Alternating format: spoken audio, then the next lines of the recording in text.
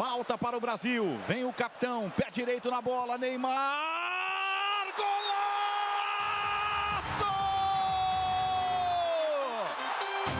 Gol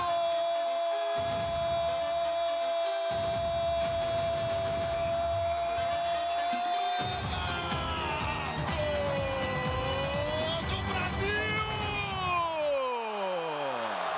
Das glórias às páginas de fofoca. Hoje vamos mergulhar em uma profunda análise sobre a carreira do Neymar. Então fica comigo que até o final desse vídeo aqui eu vou te mostrar porque o nosso camisa 10 hoje em dia tá mais fácil de aparecer em sites como Choquei e Poptime do que em sites de fato de notícias esportivas. Eu me chamo Felipe e você está no 90 mais 3.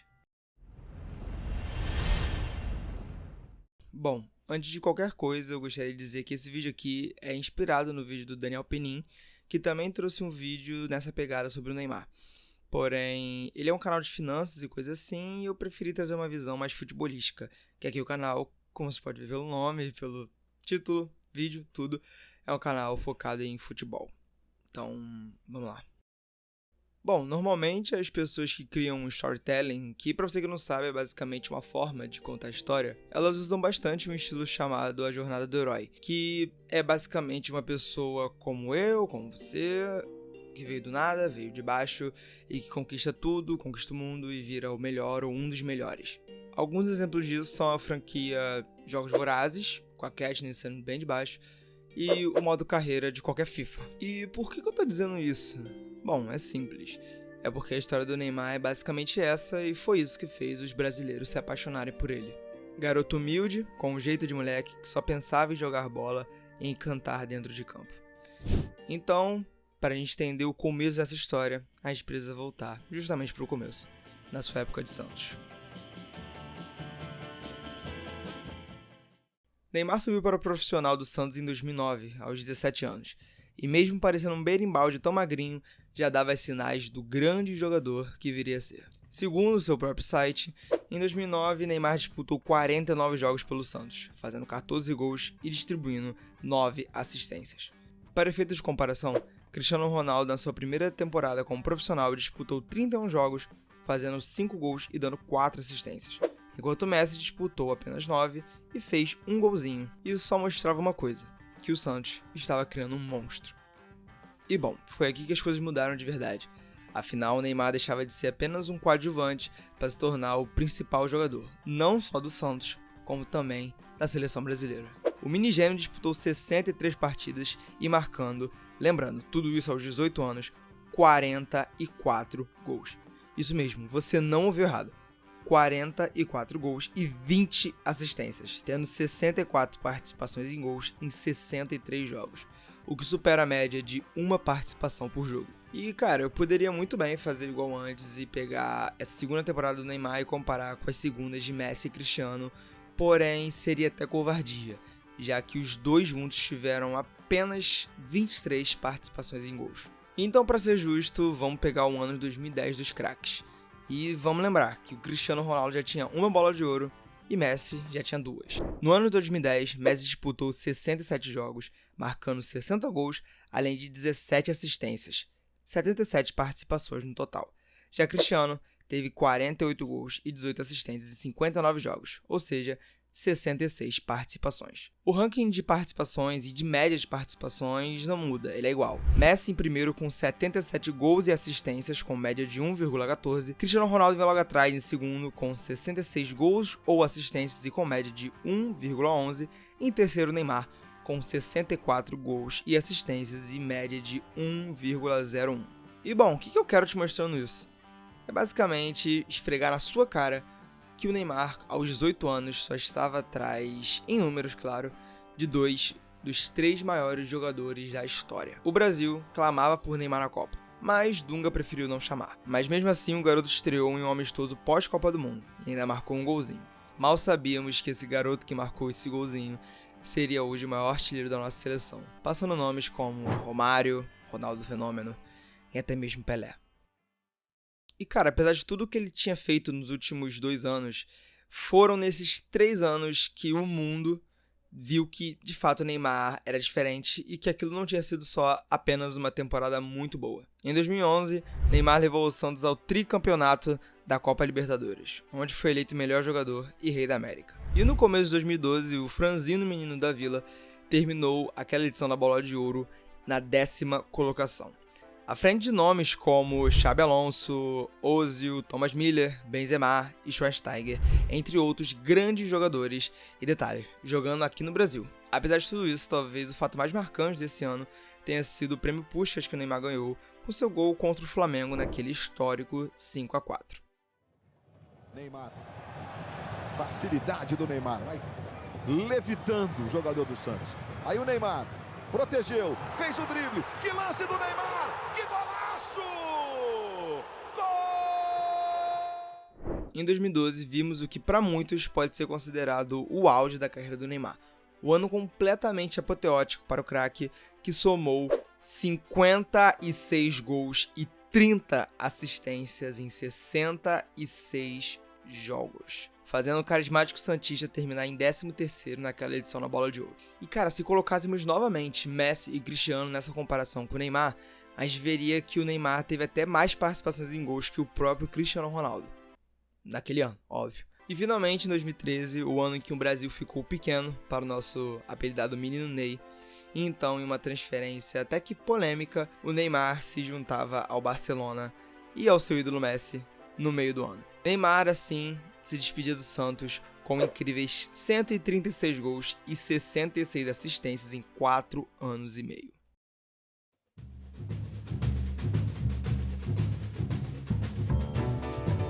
Faria sentido agora se era Barcelona, afinal, como eu falei no final do último tópico, ele foi para Barcelona. Porém, eu decidi botar essa Copa do Mundo na frente, porque se você sabe, acho que você sabe, todo mundo sabe, que essa Copa foi especial, porque ela aconteceu aqui no Brasil. E na sua estreia em Copas, o Neymar, além de jogar no seu país, jogou no seu estado.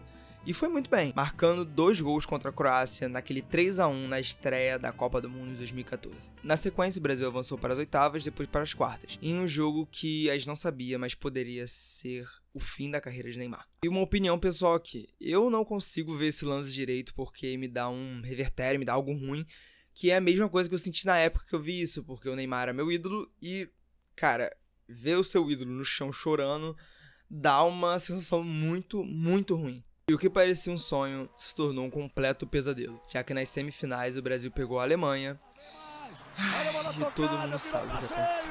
E, cara, essa lesão tinha tudo pra ser o final do Neymar. Os brasileiros veriam novamente seu principal jogador decair por causa de lesões seríssimas. Porém, mal sabemos o que o próximo ano nos aguardava.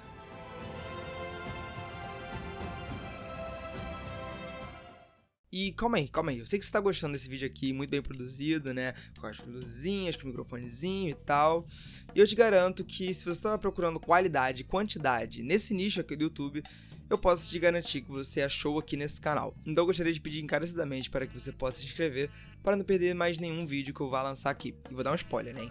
O próximo vídeo vai ser sobre uma retrospectiva do ano 2023 no futebol. Então fica ligado aí. Vamos seguir pro vídeo. Então, enfim, recuperado da lesão e com o Luizito voltando da sua suspensão no futebol por ter mordido o Chiellini, o mundo viu que foi possivelmente o maior ataque, mais mortal ataque de todos os tempos. Formado por Messi, Suárez e Neymar. O trio MSN. Cada partida disputada, os três faziam coisas que parecia até que jogavam juntos desde que nasceram.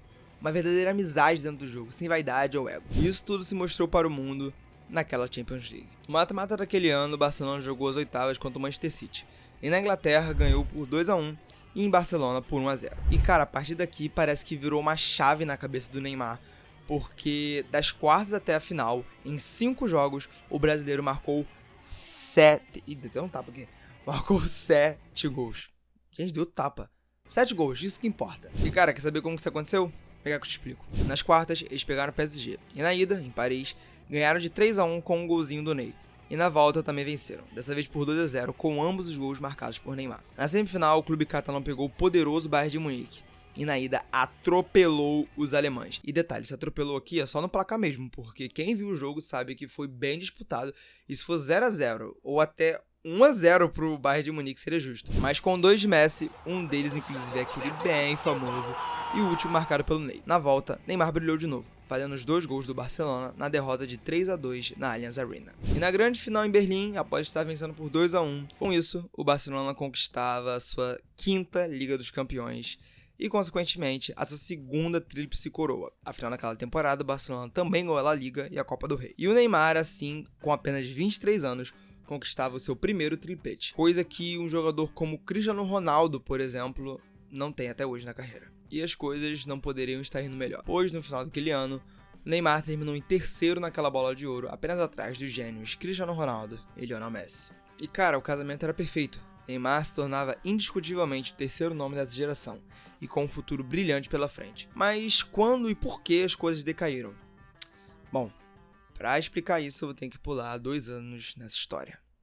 E cara, como vocês sabem, as coisas estavam ótimas, o Neymar era feliz em Barcelona e que na época era um clube do alto escalão europeu. Deixou de ser depois de um tempo, mas agora tá voltando, hein? Apesar de ter perdido aí a última rodada pro Antuérpia. Meu Deus do céu. Mas enfim, tá voltando. Então, Felipe, o que aconteceu nessa história que levou à separação entre as partes? Bom, o Neymar e nem ninguém sabia que a sua vida mudaria pra sempre no dia 8/3 de 2017, o dia da remontada. Bom, pra você que não sabe, nesse dia tivemos a volta das oitavas da Champions League daquela temporada. Na ida contra o Paris Saint-Germain, o Barcelona tomou uma ataca de 4-0. E na volta, quando todos acreditavam que o Barcelona não conseguiria virar esse placar, o Barcelona vai lá e faz 1, 2, 3 gols, e isso tudo até os 5 minutos do segundo tempo. E se você conhece minimamente sobre futebol, você sabe que este jogo tá no hall dos maiores jogos da história. Isso porque Cavani, o atacante do PSG, faz um gol aos 62 minutos, o que para todo mundo era a tampa do caixão do Barcelona, que agora não precisava mais de 4 gols, nem de 5, e sim de 6 gols. E bom, eles vieram. Aos 91, novamente, Neymar faz de pênalti. E finalmente, aos 95 ou 50 do segundo tempo, nada da história do futebol. O mundo estava em êxtase, estava tudo uma maravilha. Até que, bum, as capas dos principais jornais do mundo estamparam a virada do Barcelona. E por incrível que pareça, Neymar não foi a capa de nenhum jornal. Nenhum dos mais famosos, no caso, né? Em alguns, nem nas fotos em grupo ele apareceu. E em outros, Messi foi o destaque. E foi aí que Neymar entendeu que, independente do que ele fizesse, o foco principal sempre seria de Messi. E aquilo chateou ele, com toda razão. E era ali que ele decidia que ele precisava ser protagonista. Então, 4 meses depois, o mundo se surpreendia com o que seria a maior venda da história do futebol. Neymar se juntava ao PSG. Cheguei vendendo uma camisa atrás da outra. 222 milhões de euros. Este foi o preço pago pelo PSG por Neymar. O homem que foi apresentado tendo sua imagem posta na Torre Eiffel, coisa que nenhum outro ser humano havia conseguido e até hoje não conseguiu. O homem que, quando chegou, esgotou todas as camisas à venda em apenas 6 horas. E agora, ele era o que ele finalmente queria: dono do seu próprio time, o principal jogador. E com isso, vinha a camisa 10. E bom, tudo isso já se justificou na sua estreia pelo PSG, na segunda rodada do Campeonato Francês contra o Guingamp. Ó, meu francês, Guingamp. Pois Neymar, além de dar uma assistência, deixou seu golzinho e comandou o PSG na vitória por 3-0. E o tempo só ia provando o acerto que o PSG fez em contratar o Neymar, pois nos primeiros 6 meses, contando apenas jogos com o clube da capital francesa, Neymar disputou 20 partidas, fazendo 17 gols e dando 12 assistências, além de 4 notas 10 no SofaScore. E nesse meio aí também teve várias outras 9 pontos alguma coisa, podendo novamente ser colocado junto a CR7 e Messi, pois números assim eram coisas que apenas os 3 conseguiam providenciar. E as coisas iam bem, e assim como em Barcelona ia surgindo um casamento perfeito. Mas, se estamos falando de Neymar, você provavelmente já deve saber que isso teria uma data de validade. E bom, teve, dia 17 de janeiro de 2018. Nesse dia o PSG enfrentava o Dijon por mais uma rodada do campeonato francês. E, cara, o Neymar ali simplesmente decidiu que esse seria um dos melhores, se não o melhor jogo de sua carreira, onde o brasileiro fez 4 gols e ainda distribuiu 2 assistências na goleada por 8-0. Mas, apesar desse desempenho fenomenal que rendeu mais uma nota 10 para o brasileiro, o que de fato marcou esse jogo foi a briga entre Neymar e Cavani aos 80 minutos por quem bateria o pênalti. Mas Felipe, o Neymar não era o batedor oficial do PSG? Sim, ele era. Porém, a gente tem que entender o contexto. Afinal, se o Cavani pegasse aquele pênalti, fizesse o gol, ele se tornaria o maior artilheiro da história do PSG, ultrapassando o Ibrahimovic. E bom, Neymar não cedeu, pegou a bola, botou na marca da cal, bateu, converteu, e o resultado? Vaias de toda a torcida parisiense em direção ao camisa 10.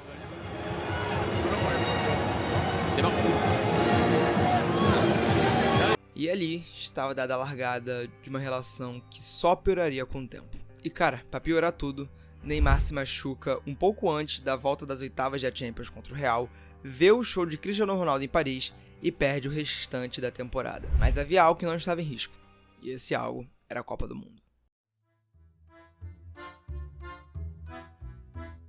E, mano, sem mimimi ou frescura, o Brasil era o favorito para essa Copa.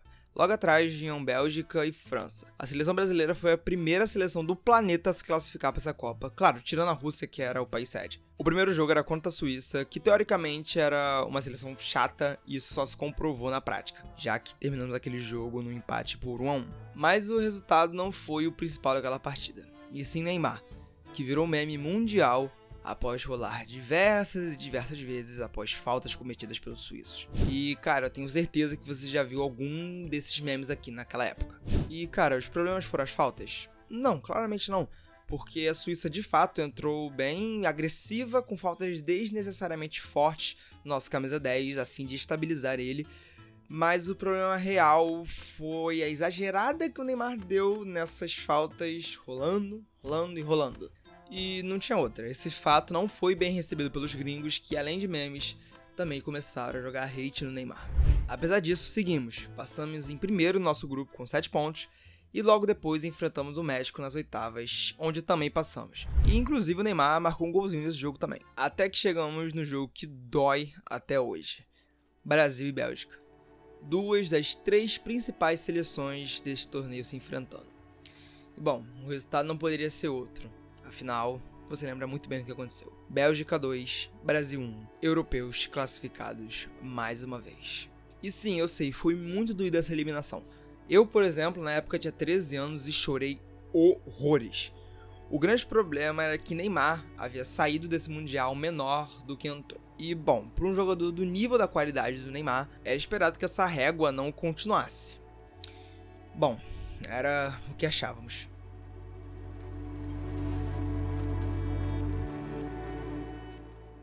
Títulos, honrarias, recordes e tudo do bom e do melhor que o esporte pode oferecer. Era isso que o mundo esperava daquele PSG de 2021, que já tinha um time minimamente forte, afinal havia chegado na semifinal da Champions League na temporada passada, e agora trazia jogadores como Donnarumma, Sérgio Ramos, Hakimi e Lionel Messi. Mas não, nada disso aconteceu.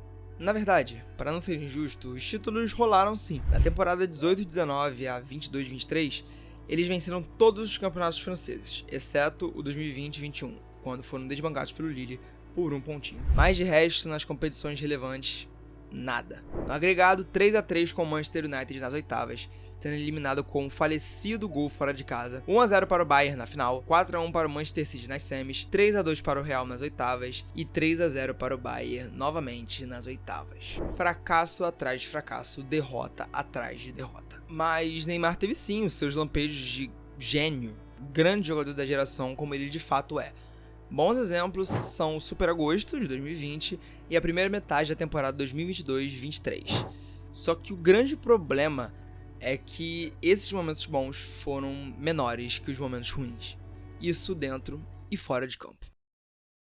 Começando futebolisticamente falando, Neymar nunca ficou momentos de grandes períodos sem jogar bem. Ele pode ter jogado um jogo ou outro mal, mas a linha do Neymar de qualidade nos jogos quando ele joga regularmente geralmente é alta. O grande problema sempre foram as lesões, que o fizeram perder mais jogos do que disputar. E para piorar, quase sempre essas lesões vieram em momentos agudos da temporada. Em 2018-19, na segunda metade da temporada, em 2021-22, perdeu o primeiro jogo das oitavas contra o Real Madrid, na Copa de 2022, no primeiro jogo, e só retornou não 100% nas oitavas de final. Segunda metade da temporada 2022-23 e, para completar, a lesão mais recente, de outubro, onde ele rompeu o ligamento do joelho, tendo como previsão de retorno o meio do ano que vem. Muitas pessoas atribuem essas lesões ao estilo de vida levado por Neymar, com mulheres, festas e afins. Eu não gosto de partir por esse ponto, sinceramente, eu só acho que ele seja uma pessoa frágil fisicamente, porém essas coisas com certeza fazem ele deixar de amadurecer, fazendo coisas completamente evitáveis, como por exemplo, vir curtir o Carnaval do Rio quando estava machucado, enquanto sua equipe estava se preparando para um jogo de Champions League, e não era um jogo qualquer, era as oitavas da Champions. E cara, mesmo que uma coisa não tenha nada a ver com a outra, isso não é algo de bom tom pra se fazer. Mas essa é só uma das milhares de polêmicas extracampo do Neymar. E, cara, eu vou listar aqui em ordem cronológica algumas, tá bom? Mas eu vou precisar de uma colinha porque é muita coisa, não estou brincando, é muita coisa. Então vamos lá. Desde 2019, as seguintes coisas aconteceram. Ele deu um soco em um torcedor e pegou o gancho de 3 jogos. Segundo Neymar, o torcedor teria sido racista. Foi acusado de estupro, mesmo que até hoje não haja nenhuma prova ou sentença contra ele. Brigou com a torcida do PSG, e isso aqui foram diversas vezes, inclusive. Fez uma festa para mais de 500 pessoas em dezembro de 2020, ou seja, durante a pandemia, apesar do staff do jogador negar que o evento tenha sido de autoria do atleta. Foi acusado de assédio sexual a uma funcionária em 2016, e novamente até hoje não temos provas concretas ou condenações. Mas isso não impediu que a Nice rompesse com o jogador após 15 anos de vínculo, dizendo que o brasileiro não estava colaborando com as investigações. Literalmente um dia depois da acusação, veio à tona que Neymar teria dado outra festa durante a pandemia. Término de relacionamento com suspeita de traição. Apoiou Jair Bolsonaro nas eleições presidenciais, inclusive apareceu em uma de suas lives. Teve a obra do seu largo artificial na sua mansão em Mangaratiba interditado por crime ambiental, sofrendo uma multa de 16 milhões de reais. Traiu a namorada grávida nos dias dos namorados e, não contente com isso, pediu desculpas publicamente em seu Instagram para o mundo todo ver. Foi para o Al Hilal, clube saudita, sendo usado para sport washing, que, para você que não sabe, é mais ou menos um país querer limpar sua imagem através de um esporte, nesse caso, o futebol. Parou de seguir Mbappé após sair do PSG e ainda curtiu um post dizendo que não havia mais espaço para os dois no mesmo elenco. Traiu novamente a namorada às vésperas do parto da sua filha, o que foi confirmado pela própria Bruna, que disse publicamente estar mais uma vez decepcionada. Participou de mais fofocas envolvendo traições, que o mesmo negou. Terminou algumas semanas depois do nascimento da sua filha. Posou novamente com o ex-presidente Jair Bolsonaro. E, por último, até a gravação desse vídeo aqui, entrou para o WePink, marca de cosméticos da Virgínia, que é duramente criticada pela má qualidade comparada aos preços dos produtos. Bom, é muita coisa, eu sei. Mas olha que eu nem peguei as coisas de antes da Copa do Mundo, dele no PSG, ou desde antes do começo da carreira dele. Que, cara, vão de até chamar um juiz de ladrão no Twitter, ser processado e perder, até sonegar imposto. Bom, atualmente, como eu disse antes, Neymar se encontra machucado com a pior lesão de sua carreira. E nós, fãs, não temos muita expectativa para o seu final de carreira. E, cara, em fevereiro, o Neymar vai fazer 32 anos de idade. E você sabe onde Messi e Cristiano Ronaldo estavam com 32 anos? Bom, estavam num palco recebendo sua quinta, no caso Cristiano, e sexta, no caso Messi, bolas de ouro. Pois é. E, cara, eu tinha meio que certeza que depois que o contrato do Neymar acabasse com o Hilal, ele viria pro Brasil e jogaria, sei lá, no Santos ou no Flamengo, que eu acho que são os times que ele mais tem chance de jogar. Porém, atualmente, minhas expectativas estão lá embaixo. Mas o atual presidente do Santos, que foi eleito agora, ele revelou uma conversa com o Neymar, que o Neymar teria pedido pra reservar a camisa 11 pra ele. Só que eu continuo achando que essa volta... E, cara, não sei se você percebeu, mas no começo desse vídeo eu falava muito sobre números, gols, assistências, estatísticas... E com o passar do vídeo eu fui falando menos disso. E isso tem um motivo, porque a carreira do Neymar foi basicamente assim. Antes a gente falava muito de gols, assistências e tudo que ele fazia dentro de campo. E hoje a gente fala muito mais das suas polêmicas extracampo. Lembra que lá no começo do vídeo eu falei pra você que eu daria o motivo exato do porquê o Neymar tá onde tá hoje? E bom, eu resolvi resumir tudo isso em uma única palavra. E essa palavra é displicência. Segundo o Google, displicência significa característica de quem é ou está indiferente, desatento, negligência, omissão ou desinteresse. E, cara, Neymar foi parando de se portar apenas com o campo e foi dando muito ouvido, foi dando muita importância para as coisas extracampo, para os seus luxos como jogador de futebol. Mas calma, nem tudo no Neymar tá errado. Afinal, na minha opinião, os brasileiros e os próprios jogadores da seleção deveriam tratar o Neymar como nosso principal jogador, como de fato ele é. Porém, essas polêmicas dele meio que dão motivo para as pessoas não fazerem isso. E cara, com esse vídeo você pode achar que eu sou um hater do Neymar, sei lá. Mas, como eu disse antes, o Neymar é um dos meus ídolos até hoje, eu gosto muito dele. Apesar de ter um pé no chão enorme quanto a isso, mas eu gosto muito dele. Ele foi o meu primeiro ídolo, assim, da vida. E foi ele que fez eu preferir o Barcelona, foi ele que fez eu preferir o Cristiano Ronaldo. Ih, troquei. Foi ele que fez eu preferir o Messi ao Cristiano Ronaldo, porque antes disso eu preferi o Cristiano Ronaldo e o Real Madrid. E após o Neymar ir para o Barcelona, foi o que me fez levar o meu coração junto com ele para a parte... Me fugiu a palavra. Aí quer me quebrar. A parte catalã da Espanha. Pronto, eu lembrei, a parte catalã. E assim, eu só fico sinceramente triste vendo o final de carreira que o Neymar vem tomando. Pra mim, acho que a única forma dele salvar esse final dele seria ganhando a Copa de 2026. E que, cara, eu vou torcer muito pra acontecer. Afinal, vai ser a última Copa do Neymar.